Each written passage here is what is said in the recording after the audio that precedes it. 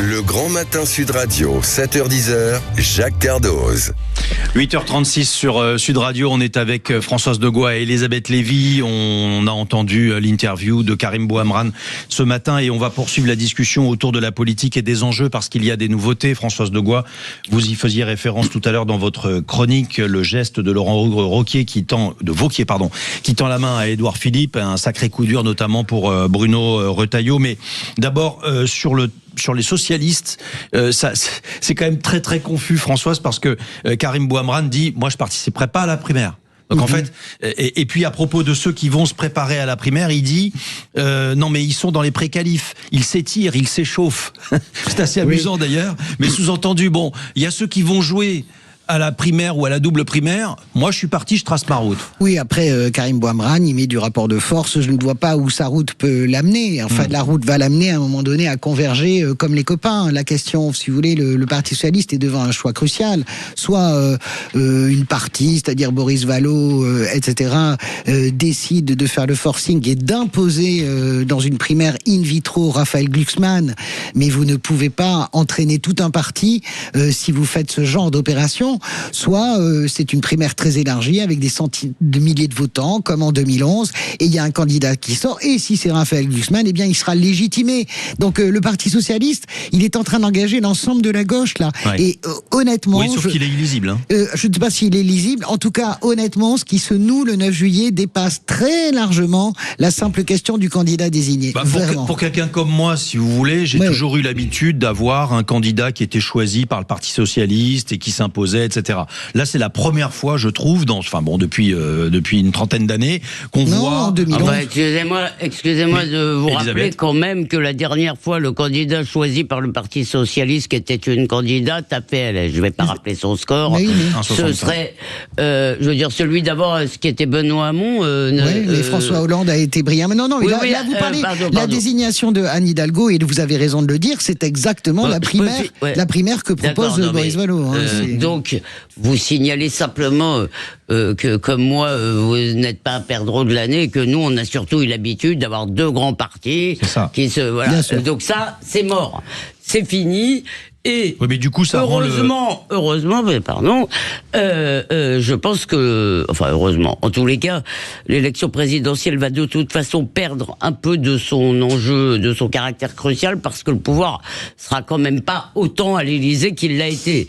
Bon, ça ne veut pas dire que j'en suis satisfaite, c'est un bazar institutionnel. Moi, ce qui m'inquiète, c'est que des deux côtés, si vous voulez, il y en a un qui me semble plus dangereux que l'autre. Jean-Luc Mélenchon me semble effectivement le danger number one pour la France. Je veux dire, le RN, je ne dirais pas que c'est un danger sur le même plan. Après, c'est des options différentes. Ce que je vois, c'est que la fragmentation de part et d'autre, le nombre d'ambitions absolument délirantes. Parce que je comprends très bien qu'on ait envie, quand on fait de la politique, de se présenter à la présidentielle. Maintenant, il faut avoir... La présidentielle, c'est l'entonnoir, comme dit Françoise. Donc, à la fin, il faut avoir le sentiment qu'on va être le mec qui va être en haut de l'entonnoir. Bon, il y a un peu beaucoup de vocation. Karim Bouhamrane, il est très clair par rapport au mélenchonisme, ce qui n'est pas forcément le cas de tous au sein du Parti Socialiste. En tous les cas, au sein de la gauche, au sein de la gauche, vous voyez ce qui est en train d'arriver. Si les socialistes continuent à naviguer, à flotter comme ça et à vouloir imposer ce dont parlait Elisabeth, une primaire in vitro, c'est-à-dire un truc où tout est fait pour désigner Raphaël Glucksmann comme ça a été fait pour Anne Hidalgo, évidemment que ça va à la catastrophe. Mais la réalité, c'est que vous avez vu hier les députés Europe Écologie Les Verts, ils sont 13 et ça amorce un mouvement bien plus important. Ils veulent rallier Jean-Luc Mélenchon. Donc là, on est à un moment crucial de la social-démocratie, avec deux pôles d'attraction, Jean-Luc Mélenchon à gauche et Édouard Philippe au bloc central, et vous allez voir des électeurs de la social-démocratie qui, par détestation et par peur de Jean-Luc Mélenchon, vont voter directement au premier tour pour assurer la place du candidat du bloc central face à Jordan Bardella. C'est délirant que la gauche en soit arrivée là. C'est délirant. Tout ça pour des, des problèmes d'ego. Pour ça, pour des problèmes des problèmes d'entêtement. Raphaël Glucksmann sans tête, François Hollande sans tête, Tondelier sans tête. C'est insupportable pour un électeur de gauche. On a bien compris en tous les cas que la gauche, en tous les cas, est en pleine recomposition et que les enjeux sont là. Allez, Décomposition, oui. Décomposition. Allez, on passe à un autre thème que je voulais aborder ce matin, c'est le coup d'œil, le regard de Benjamin Glaise sur les réseaux sociaux et cette information, cette action assez symptomatique de l'époque dans laquelle nous sommes aujourd'hui. C'est ce coup de sang d'un père de famille dans le Morbihan, près de Lorient, à propos du harcèlement scolaire de sa fille. Oui, sa fille de 9 ans qui était harcelée à l'école depuis des mois. Ça l'a mis en colère. À bout de nerfs, il a fini par régler le problème lui-même. Écoutez, il s'en est confié à nos confrères du Télégramme. Le lundi matin, ma gamine arrive à l'école, elle pleure, elle tremble, elle veut pas rentrer dans l'école. Et ben là, je suis allé régler le problème moi-même en fait. C'est simple. Je suis allé dans la classe, j'ai chopé les gamins et puis je les ai grondés une bonne fois pour toutes. Ouais, c'est radical. En tout cas, avant d'en arriver là, tout de même, ce papa raconte comment il a découvert que sa fille était victime de violence de la part de ses camarades de CE2. C'était le 17 juin dernier, ce jour-là. Après des mois de calvaire, sa fille a fini par vider son sac. Elle a tout raconté à ses parents. En fait, elle a explosé un mercredi soir quand j'étais au restaurant avec ma femme. Et puis elle était avec sa grande sœur de 17 ans et elle a explosé. Elle nous a écrit un courrier en nous disant simplement que elle n'arrivait pas à trouver sa place, que c'est une guignole, que ça va pas du tout. En fait, on a commencé à se poser des questions et à gratter un peu l'affaire. De là, ma fille a commencé à se lâcher parce que on a discuté avec elle et il s'avère que il y a des violences physiques et verbales depuis plusieurs mois à l'école, que on l'attend à la sortie des toilettes pour lui faire du mal, en allant à la cantine. Enfin voilà. Le père de famille dit avoir prévenu l'école. Il avait bon espoir que tout s'arrête, mais voilà, quelques jours plus tard, il a appris que sa fille continuait de se faire frapper par ses camarades de classe. À nos confrères du Télégramme, il raconte: c'est à l'instant T qu'il faut réagir, pas 3 mois plus tard. Il a donc réagi.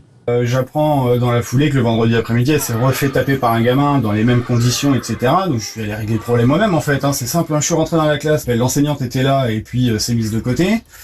J'ai demandé à ma fille qui l'embêtait, donc les enfants, je leur ai dit de se lever, de se mettre au tableau, et puis à partir de là, ils se sont fait gronder bien comme il faut pour que ils arrêtent leur bêtise. Et s'il a fini par faire ça, c'est, dit-il, à cause de l'inaction de l'école, l'établissement qui au contraire assure que tout avait été mis en place. En tout cas aujourd'hui, le père de cet élève de CE2 estime avoir eu de la chance que sa fille réussisse à en parler. Elle est donc encore là aujourd'hui pour cela. Il souhaite en tout cas profiter de cet événement pour alerter la société. Si personne ne bouge ou n'en parle, ça continuera partout. Voilà, merci Benjamin pour ce regard sur cette affaire. Je trouve qu'elle est symptomatique. C'est une histoire qui dit tout, je trouve, de l'impuissance de l'éducation nationale elle franchit un pas, c'est-à-dire que là, on n'est plus dans je ne fais rien, mais je ne fais rien et en plus je laisse quelque part le papa venir expliquer, faire d'une certaine façon mon rôle d'éduquer. Et je trouve que, alors tout se passe très bien dans cette histoire, tout se passe très bien, mais je trouve que ça peut très mal se passer aussi. Vas-y, Elisabeth. Alors Elisabeth, allez-y. Ouais, pardon, mais il y a 2 choses là-dedans. Il y a l'incapacité de l'institution à protéger l'enfant, et il y a le comportement des enfants. Et je risque simplement une hypothèse, donc tout ça est scandaleux. Je vais laisser Françoise réagir sur le fait que le père finalement intervient lui-même. Tout ça évidemment est tout à fait scandaleux. J'aurais un enfant, je pense que j'aurais envie moi aussi d'aller casser la gueule aux enfants, aux parents, aux profs, à tout le monde. Mais la question que je me pose justement, j'ai une hypothèse. Je me demande si dans ces cas de harcèlement, on l'a déjà vu parce qu'il y a eu un procès, il n'y a pas une autorisation des adultes. Je me demande si les enfants harcelés ne sont pas souvent ceux qui sont eux-mêmes, les souffres-douleurs des profs. Parce que c'est comme ça. Il y a des fois, il y a chez tous les adultes des pulsions vraiment pas géniales. C'est un peu plus embêtant quand c'est des profs ou des... Et vous savez qu'il y a des gens que ça rend un peu sadique d'avoir de la faiblesse face à eux, et je me demande si c'est pas ça en fait, parce que je comprends pas cette espèce de recrudescence du harcèlement. C'est comme la pédophilie, j'ai l'impression que quelque chose tout d'un coup s'est déployé, mais là je me demande si c'est pas c'est intéressant. Comme ça que ça démarre. C'est vrai que j'avais jamais entendu cette approche-là. Non, mais aussi, c'est une vraie approche, elle a raison Elisabeth. Après, moi je ne peux pas en vouloir à ce père, honnêtement. Je suis évidemment en théorie contre se faire justice soi-même, mais je veux dire, mon enfant subirait ça, je pense que je serais comme un tigre, c'est-à-dire une lionne même, c'est-à-dire, je ne sais pas jusqu'où c'est allé avec le père, je pense que je n'aurais aucune limite dans les insultes et la gronderie. Donc, mais ça, c'est une pulsion aussi qui n'est pas bonne, comment dirais-je, parce que la question est que peut-être que sur l'instant, ça a calmé les enfants, mais comment cette petite fille va vivre après avec l'ensemble de l'école, et avec peut-être éventuellement des répercussions. Il peut y avoir le rapport de force va être pour elle, parce que peut-être ils vont se dire, oh là, celle-là, elle est protégée. Voilà, alors on ne sait pas de quel côté du manche ça tombe, c'est ça en fait le problème. Et en réalité, je pense que c'est pas une bonne solution, que la solution idéale serait évidemment le recadrage par les professeurs. Moi, je suis vraiment, je suis sévère en fait, parce que moi, j'ai pas envie que l'école m'explique qu'elle a tout fait. J'ai pas envie dans le périscolaire à Paris qu'on m'explique mais on a tout bien fait. Non, on n'a pas tout bien fait. Et je suis un peu fumasse, vous voyez, par rapport à ça. Vous savez très bien, bon, je me cache pas, tout le monde connaît mes options. Emmanuel Grégoire est quelqu'un pour lequel évidemment moi j'ai voté, mais je ne suis pas satisfaite de ce premier mois de mandat et je ne suis pas satisfaite qu'on tente de régler ce délire mortel du périscolaire par une convention citoyenne. Je ne suis pas satisfaite de cela. Mais il fallait réfléchir avant de voter Grégoire. Non, mais il est très très bien pour plein d'autres choses. Honnêtement, il est très très bien. Mais je ne suis pas satisfaite de cela et je ne reprends pas mon vote, moi, jamais. Non, il est très bien, sauf sur... Non, c'est le broutilles du périscolaire. Ça peut pas lui incomber. Il l'a enterré pendant la campagne. C'est un scandale. Enfin, non, les journalistes n'ont pas déterré. Personne l'a déterré. Vous avez raison. Donc ça, c'est la réalité. C'est Rachida Dati l'a porté. Ça n'a pas su tellement bien que ça n'a pas une bonne candidate peut-être. Mais en tout cas, ce qui est sûr, c'est que je ne peux pas me satisfaire de ce que dit l'école. Ça n'est pas possible en fait. Merci. On va poursuivre la discussion, mais sur un tout autre sujet. Et on va prendre des nouvelles des incendies. Dans un instant, on sera avec Clément Rouvier, le premier adjoint à la mairie de Maillac, c'est dans le nord-est de l'Aude. On va prendre la température, si je puis dire, sans mauvais jeu de mots, parce que on redoute tous, évidemment, que les incendies soient encore plus sévères que ceux de l'année dernière. Et on se souvient à quel point ils avaient traumatisé ce département. À tout de suite, il est 8h48 sur Sud Radio. Le Grand Matin Sud Radio, 7h10, Jacques Cardoz. 8h52, on est de retour dans le studio de Sud Radio avec Françoise Degois et Elisabeth Lévy. On va poursuivre la discussion autour de la politique et des différentes compositions ou recompositions dont parlait Françoise Degois tout à l'heure. On est évidemment suspendu également à ce qui se passe dans le sud de la France avec ces incendies. D'un instant à l'autre, on sera avec Clément Rouvier, premier adjoint à la mairie de Maillac, pour faire un point sur la situation dans le nord-est de l'Aude. Françoise, vous vouliez intervenir ? Oui, vous dites qu'on est suspendu, recomposé, décomposition. Nous sommes suspendus, en fait, à une date qui sera la semaine prochaine, le 7 juillet.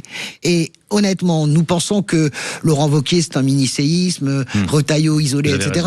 Si Marine Le Pen, le 7 juillet, par je ne sais quelle aventure et décision judiciaire, peut concourir avec des dates de la présidentielle qui collent avec une inéligibilité ramenée à 2 ans, écoutez, là, nous rentrons dans quelque chose, si vous voulez, oublions tout ce que nous avons raconté avant. Voilà. Bon, alors à ce moment-là, arrêtons d'en parler jusqu'à lundi. Tout le reste n'est que salade verte finalement. Parce que, alors justement, rappelons comment dirais-je, les enjeux. Elle est déjà sous le coup d'une inéligibilité, mais qui pourrait de 5 ans, qui pourrait être ramenée à 2 ans. Et comme l'exécution provisoire a été, comment dirais-je, prononcée, elle a donc le 7 juillet, elle aura donc purgé entre guillemets 19 mois de son inéligibilité. Après, il reste la question de la prison ferme. Voilà. Reste la question de la prison ferme. Le dossier est très lourd. Elle a été condamnée à de la prison ferme. Cette prison ferme peut-elle être aménagée en peine?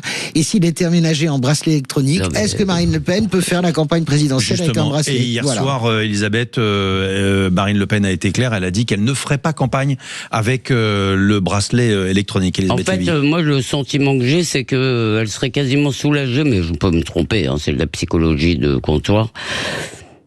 Le fait qu'elle ait dit ça, alors qu'en fait, si elle a 2 ans d'inéligibilité, elle peut tout à fait faire campagne sous bracelet. Je suis même pas sûr qu'on lui en tiendrait, que les Français lui en tiendraient rigueur, au contraire.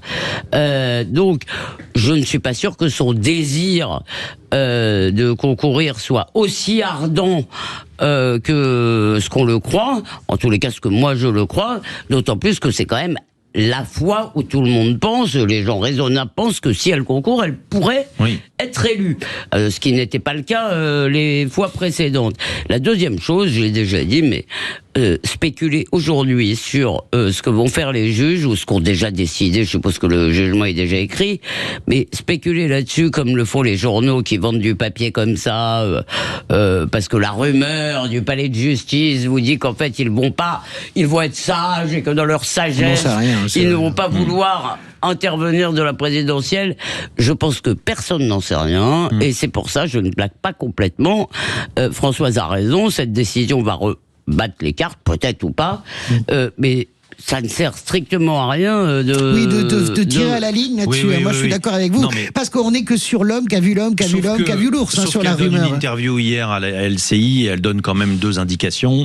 Elle dit d'abord, et moi je suis pas tout à fait d'accord avec vous, mais elle dit qu'elle ne fera pas campagne si elle devait avoir le bracelet électronique. Et je pense que si elle avait choisi dans sa tête de le faire, elle encourait d'une certaine façon des critiques et une certaine violence durant la campagne. C'est-à-dire que se balader avec un bracelet électronique, faire campagne, aller rencontrer des gens avec le bracelet, tenir des meetings et vous entendre dire à longueur de journée Marine Le Pen a un bracelet électronique, c'est quand même excusez-moi, moi je pense que ça l'aurait servi. Il y a une autre raison. Si je puis me permettre, ça affaiblit son camp et le fait qu'elle dise ça, je trouve que ça n'est pas personnel et pour le coup, qu'elle pense d'abord à son parti. Non, mais ça l'aurait servi. À mon avis, je ne suis pas du tout sur les gens. Les gens auraient trouvé ça tout à fait injuste. En plus, ça fait un peu, c'est comme les tatouages, si vous voulez, ça fait légionnaire cabossé par la vie, les Français adorent ça. Je ne suis pas du tout sûr que ça l'aurait J'ai une autre théorie sur la décision de Marine Le Pen, que me livrait quelqu'un qui lui est très proche. On oublie toujours que Marine Le Pen est une juriste, elle est avocate à la base, et qu'il y a quelque chose qui pour elle est exécrable à l'idée de faire campagne. On peut quand même lui prêter cette hauteur de vue-là. Elle considère que ça abîme tout simplement la fonction. C'est pas que ça abîme que le parti. Elle considère que le bracelet électronique, ça abîme aussi la fonction présidentielle. Et donc, l'idée qu'elle s'en fait. Donc, je pense que sa déclaration d'hier, effectivement, est quelque chose qui ferme la porte. C'est pas une menace pour les juges, c'est, voyez où j'en suis. Une clarification. Elle l'avait dit en privé, ça. Oui. Qu'elle le dise en public change un peu la donne. En tous les cas, ce sera évidemment l'actualité de la semaine et vous avez bien fait d'y revenir, Françoise Degois. Merci Elisabeth Lévy de m'avoir accompagné ce matin dans ce grand débrief, à la technique Manu et John à la réalisation. Merci à vous pour la préparation de cette émission. Dans un instant, Jean-François Aquili qui va revenir sur la protection de l'enfance et le premier adjoint à la mairie de Maillac, Clément Rouvier, j'en suis sûr, interviendra dans l'heure qui vient, puisque vous le savez, sur Sud Radio, on suit avec beaucoup d'attention ce qui se passe dans le sud de la France et sur le pourtour méditerranéen avec tous ces départs de feu et ces incendies. Il est 8h57. J'ai été ravi de passer cette matinée avec vous. Je vous retrouve la semaine prochaine. Dans un instant, Jean-François Aquili. Très bonne journée.